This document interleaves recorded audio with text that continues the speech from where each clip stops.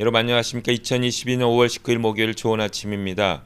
오늘 매일 한주 큐티 본문 말씀은 사무엘상 8장 1절부터 22절까지 말씀입니다. 말씀의 제목은 우리도 다른 나라들 같이입니다.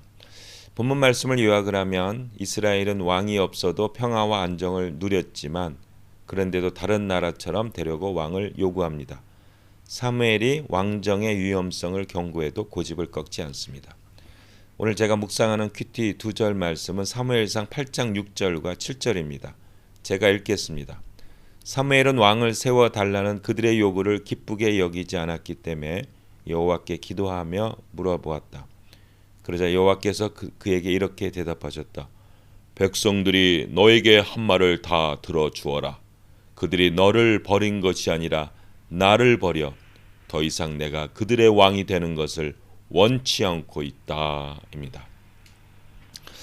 오늘 그 8장의 본문 내용을 보면 사무엘이 이제 나이가 들매 이렇게 시작되고 있습니다.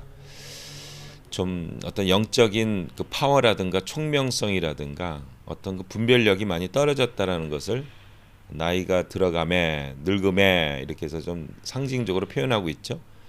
사무엘의 아들 두 명이 있었는데 이름이 요엘과 아비야입니다. 요엘은 하나님은 구원이시다라는 뜻이고 아비야는 하나님은 우리의 아버지 되시다라는 이름의 뜻이죠. 이름은 좋았는데 이 아들들이 이름값을 못하는 거예요. 이 부엘세바 가장 이 남쪽의 땅이거든요. 가장 밑에 있는 땅. 거기서 이제 사사로 사사라는 것이 어떤 종교적인 것도 있지만 정치적인 지도자거든요. 거기서 이제 사사로 두 사람이 섬기고 있었는데 이 아버지를 닮지 않고 엉망이라서 막 뇌물 받고 하면서 좀 문제를 많이 일으켰던 것 같아요. 이제 그걸 기회로 해서 백성들이 당신들 아들들이 엉망이다. 이제 사사 제도는 안 되겠다. 그러니까 왕을 다른 나라들처럼 왕을 세워 달라. 뭐 이런 얘기를 하는 거죠. 사무엘이 사람들이 왕을 세우다는 게 좀 이상해서 하나님께 이제 기도하며 물어보죠. 하나님 어떻게 된 겁니까? 어떻게 하면 좋겠습니까? 그랬더니 8장 7절 하나님이 이렇게 대답하셨다는 거죠. 백성들이 너에게 한 말을 다 들어주어라. 그들은 너를 버린 것이 아니라 나를 버려 더 이상 내가 그들의 왕이 되는 것을 원치 않고 있다 합니다. 이 왕의 시스템은 당시에 가장 발전된 시스템입니다. 우리가 그 국사나 세계사를 보면 한국 역사도 마찬가지고 부족 국가의 상태죠. 족장들이 세력을 갖고 있다가 결국은 어떻게 됩니까? 이제 왕이 세력을 갖는 그런 시스템으로 바뀌게 되죠. 왕의 시스템의 가장 좋은 점은 뭐냐면 전쟁 수행 시의 신속함입니다.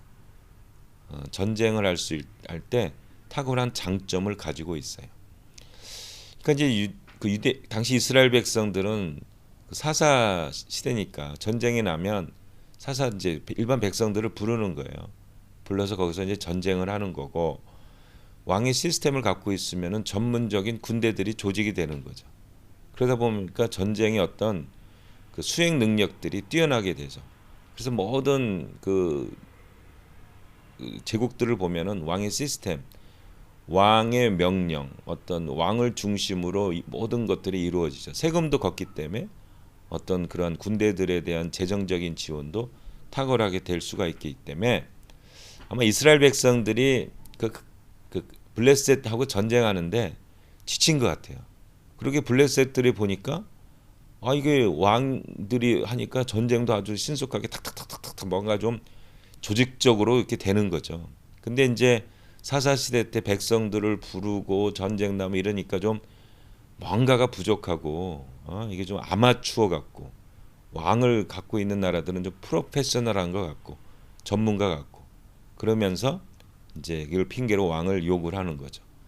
근데 하나님께서 8장 7절에 정확하게 이스라엘 백성들의 마음을 알고 있었습니다.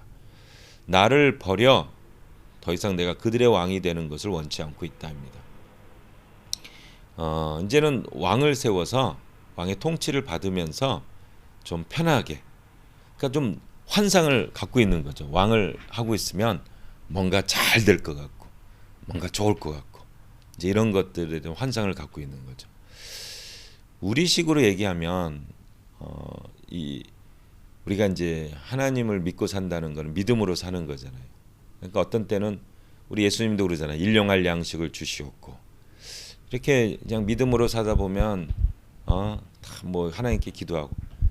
근데 이렇게 안 믿는 사람들 보니까 아니 그 돈도 착착착착 들어오는 것 같고, 더 이렇게 멋있게 사는 것 같고, 더 안정되게 사는 것 같고, 편하게 사는 것 같아서 그냥 그 믿음대로 살지 않고 그 세상 사람들을 사는 대로 그대로 사는 거죠.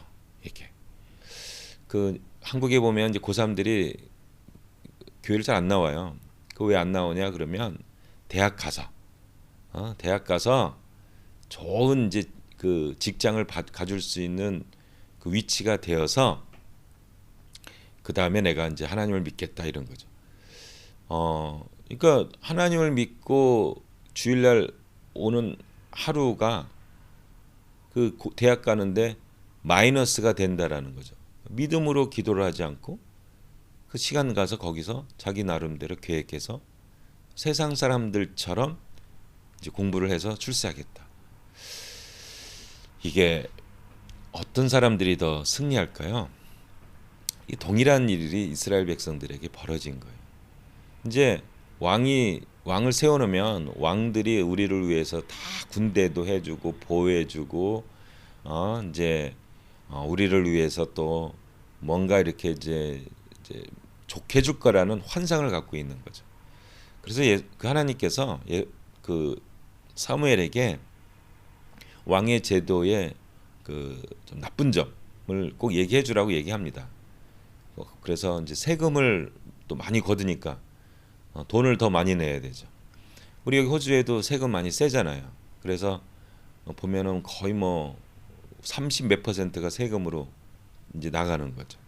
그런 세금 제도도 있고, 그다음에 군인들도 한국 가면 이제 군인들도 이제 모집해야 되고, 또 왕이 자기를 보호하고 있는 도와주고 있는 신하들을 우선시해서 좋은 음식이나 말이나 이런 것들을 노비에게 주고, 그 다음에 왕은 이 세습 제도거든요. 그래서 사사는 이게 세습이 아니에요. 사실은 이렇게 이제 하나님 원하시는 대로 뽑으니까, 그래서 하나님이 좋은 사람들 뽑고 있지만 왕은 전통적으로 세습이잖아요. 그러니까 그 아들들이 엉망이라도 왕이 되는 거예요. 그런 위험성이 있다 하는 것을 이야기하죠. 그럼에도 불구하고 이제는 그냥 편하게 살고 싶다. 그들에게 왕을 세워서 다 하고 싶다. 이래서 결국은 왕을 이제 세우도록 하나님께서 허용하십니다. 우리 하나님은 막 억지로 막 이렇게 하시는 분은 아니시기 때문에 이제 그렇게 이제 해 주셨습니다.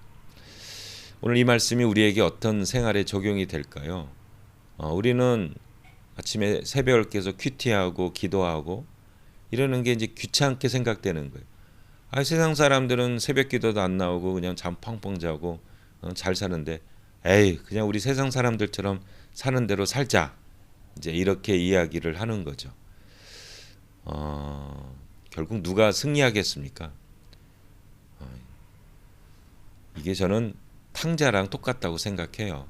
돈 많이 가지면 자기가 편하게 살다고 생각했지만 결국은 다 놓치고 다 허랑방탕해서 다 탕진하고 아버지의 때를 그리워하잖아요.